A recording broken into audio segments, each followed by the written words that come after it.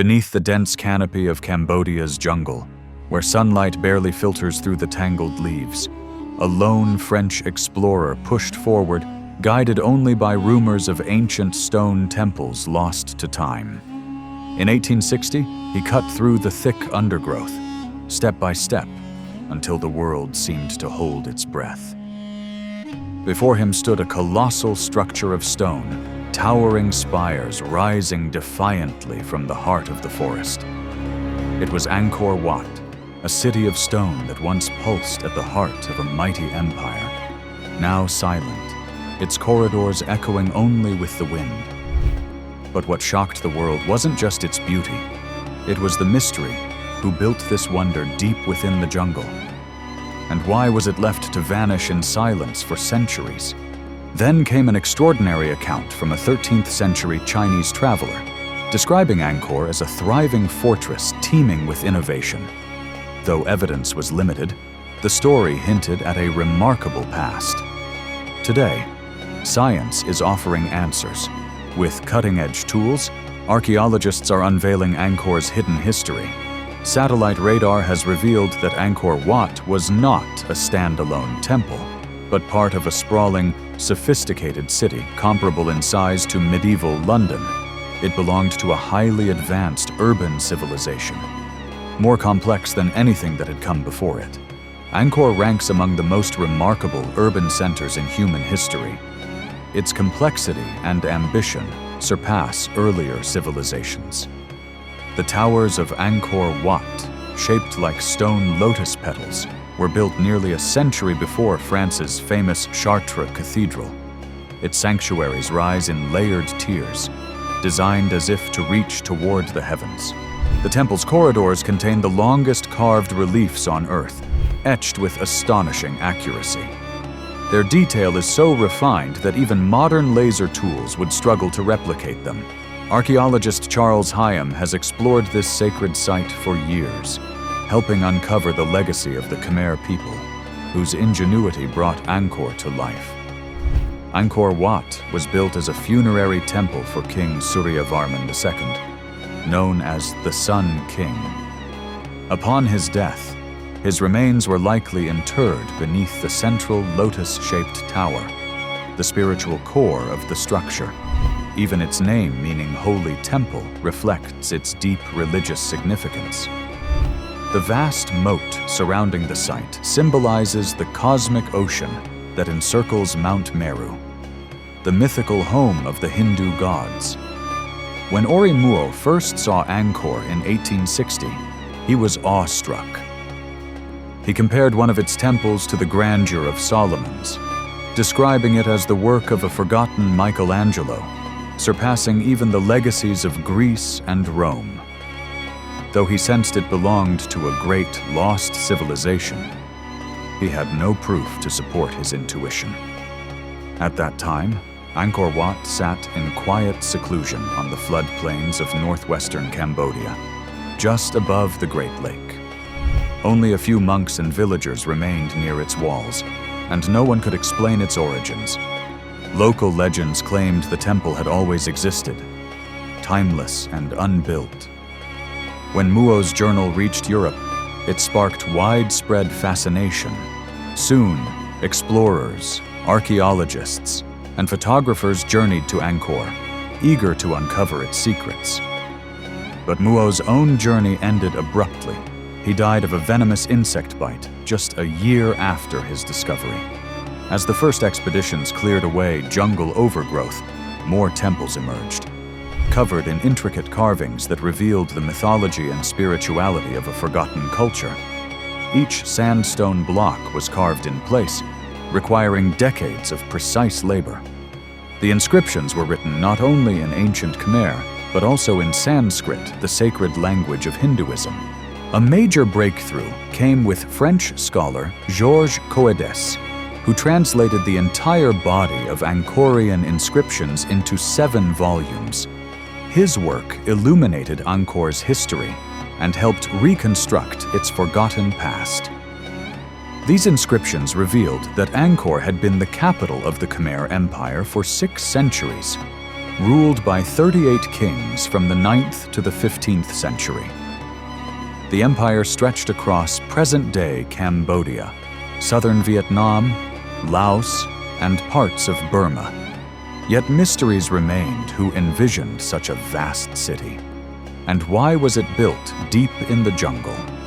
A critical clue arrived in 1296, when a young Chinese envoy, Zhou Daguan, visited Angkor. During his year-long stay, he recorded detailed observations that would become essential in understanding Khmer society. Zhou Daguan's journal offered a vivid glimpse into a highly developed civilization more vast than anyone had imagined. But was it truth or myth? To find out, archaeologists searched for physical evidence matching his descriptions.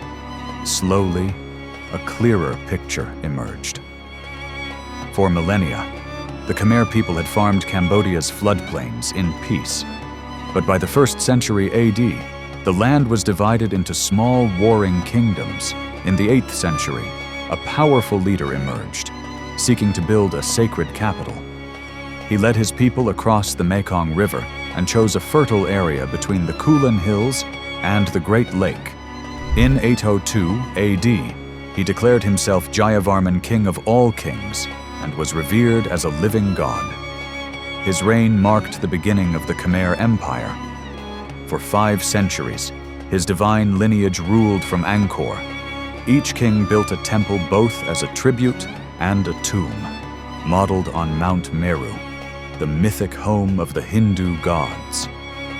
By the 20th century, Cambodia was under French colonial rule.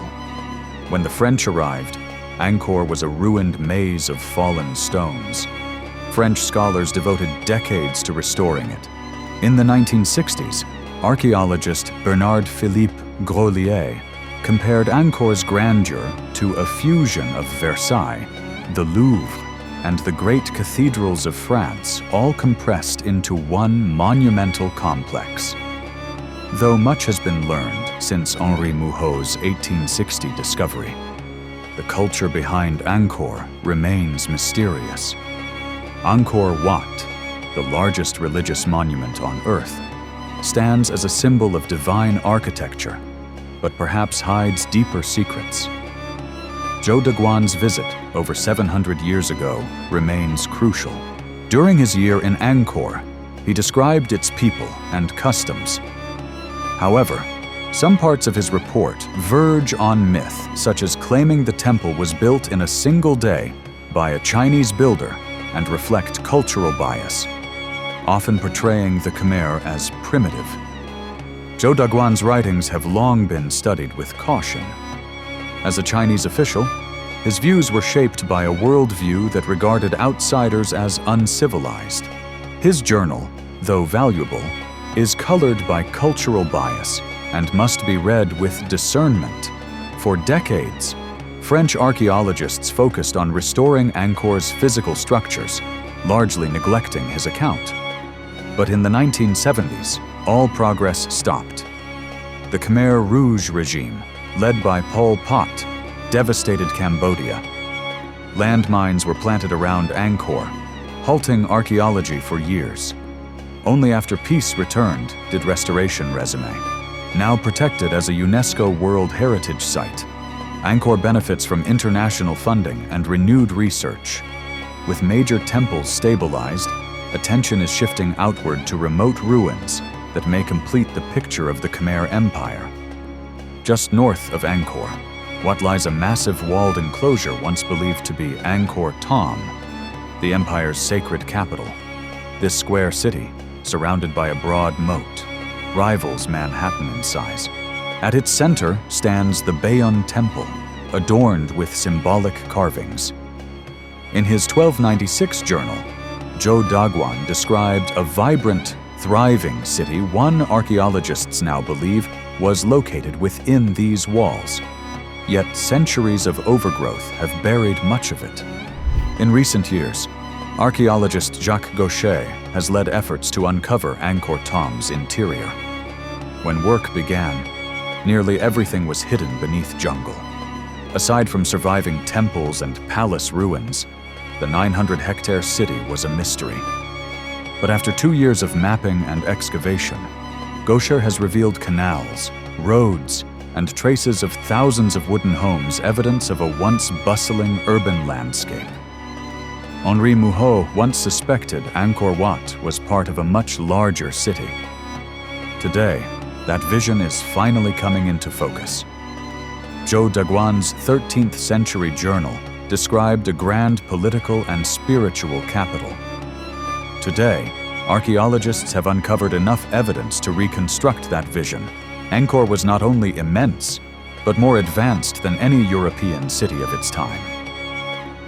The work of Jacques Gaucher confirms Zhou's accounts. His vivid descriptions were accurate, not embellished.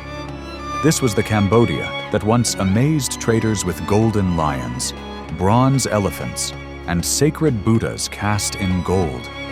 Records show Angkor Thom, the holy city, was built nearly a century before Zhou's visit, during the reign of Jayavarman VII, 1181-1219, the most powerful king in Cambodian history.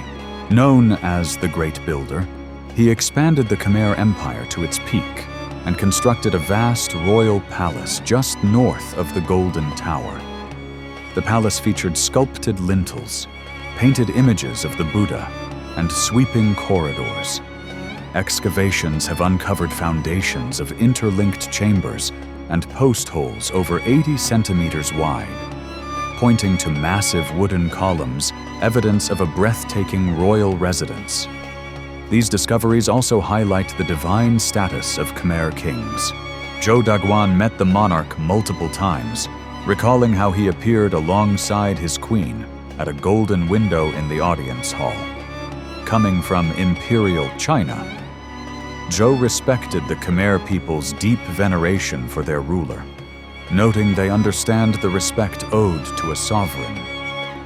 The king's spiritual role was tied to a mystical legend.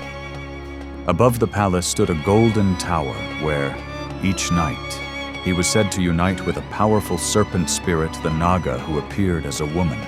Her nightly visit was essential. If she failed to come, it was seen as a sign of the king's imminent death. If the king missed the encounter, disaster was believed to follow. Whether the legend of the serpent spirit was literal or symbolic remains unclear. However, it reflects real political customs. Regional elites often sent women from their families to serve in the royal court, strengthening ties to the monarchy. Zhou Daguan noted the king had 5 wives and over 3,000 concubines. Though the king rarely appeared in public, Zhou witnessed a rare spectacle during the New Year festival. Rockets lit up the sky. Firecrackers echoed like cannons, and the city vibrated with celebration. Beneath the king stood a complex bureaucracy. Zhou described officials ranging from ministers and generals to court astronomers. Many came from noble families elevated since the days of Jayavarman. While Zhou didn't specify the city's population, temple inscriptions provide clues. At Ta Prohm alone, over 12,000 people were dedicated to its upkeep priests, dancers, and servants. If one temple required that many attendants, Angkor Thom must have housed tens of thousands. Based on current research, archaeologists estimate the city's population ranged from 80,000 to 150,000, far surpassing London at the time, which had fewer than 30,000 inhabitants. These findings confirm what Mouhot suspected, and Zhou observed Angkor was a massive, organized metropolis. Then came a breakthrough. In 1994, archaeologists partnered with NASA to scan Cambodia's landscape using radar aboard the Space Shuttle Endeavour. The mission mapped a 100-kilometer stretch of terrain, revealing buried roads, canals, and city layouts hidden beneath jungle. For the first time, Angkor's true scale, spanning far beyond visible ruins, came into view, spanning an area comparable to modern London. Angkor was a monumental rural metropolis. For archaeologist Elizabeth Moore, the discovery redefined the scale of the Khmer Empire. People once said there was nothing new to find at Angkor, she noted. We've proven otherwise. Radar scans revealed a sophisticated network of roads, canals, and previously unknown temples, all converging on Angkor Thom, the walled heart of the empire. These images exposed a clear city grid, highlighting the Khmer's extraordinary ability to reshape their environment. Moore remarked, "No other Southeast Asian culture manipulated the land with such purpose and precision." The next step was ground validation. Using satellite maps, archaeologist Christophe Potier traced the layout of ancient settlements. Each temple appeared to serve as the spiritual and social core of its own village, similar to medieval churches in Europe. Today, Potier and his colleague Sin Chenda continue exploring beyond Angkor Thom's boundaries. At one site, they examine a worn statue resembling Garuda dating to the late 9th or early 10th century. Temples like this once stood at the heart of communities, ranging from a few dozen to several hundred residents. Potier's findings, along with other research, have uncovered thousands of similar temple sites across the region, evidence of an immense, interconnected population. These villages weren't isolated. An inscription cited by archaeologist Charles Hyam mentions 80,000 people from 3,000 villages tasked with supplying the capital's needs. Every year, goods and labor flowed from the countryside to Angkor, sustained by a vast infrastructure. NASA's satellite imagery confirmed this, revealing ancient highways stretching across the empire. At the center of this network stood Jayavarman VII, the Builder King, whose vision unified the realm through roads and temples. Jayavarman VII was a visionary leader and master of infrastructure. Driven partly by spiritual goals, he built a network of rest houses across his empire to support pilgrims traveling to sacred sites. He oversaw more stone construction than all previous Angkorian kings combined, earning recognition as one of history's greatest builders. If viewed as a unified landscape, Angkor emerges as a sprawling rural metropolis. Its royal compound alone rivaled Westminster in size. Scattered across a region as large as Hong Kong were countless small sanctuaries and villages, suggesting an incredibly dense population. Some estimates place Angkor's population at nearly 1 million, making it one of the largest cities in the world between the 11th and 13th centuries. The key to sustaining such a vast population in Cambodia's unpredictable jungle climate was water, with an 8-month dry season followed by torrential monsoons. Angkor's proximity to the Great Lake proved crucial. This lake, which expands fourfold during the rainy season, provided reliable fresh water and abundant fish year-round. Zhou Daguan's journal notes the city's aquatic wealth: black carp, tench, eels, and giant prawns weighing nearly half a kilogram. He even described crocodiles as large as boats. Rice, however, was the kingdom's dietary cornerstone. As Angkor expanded, successive kings cleared vast stretches of jungle for rice paddies. But this required advanced water management. Without it, the city could not survive. Angkor's extensive canal system wasn't just for irrigation. It also enabled the transport of massive stones from the Kulin Hills, 50 kilometers away. Urban planner Jacques Gaucher believes this water-based infrastructure was the foundation of Angkor's success, enabling agriculture, construction, and connectivity across the empire. Across Angkor, the Khmer engineered a vast, interconnected water management system.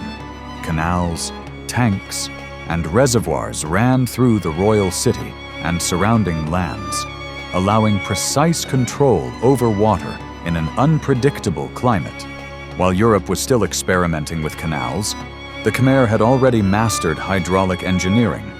Recent excavations by Jacques Gaucher revealed 2 massive reservoirs inside the royal compound, each 300 meters long and 20 meters wide, divided by a main road.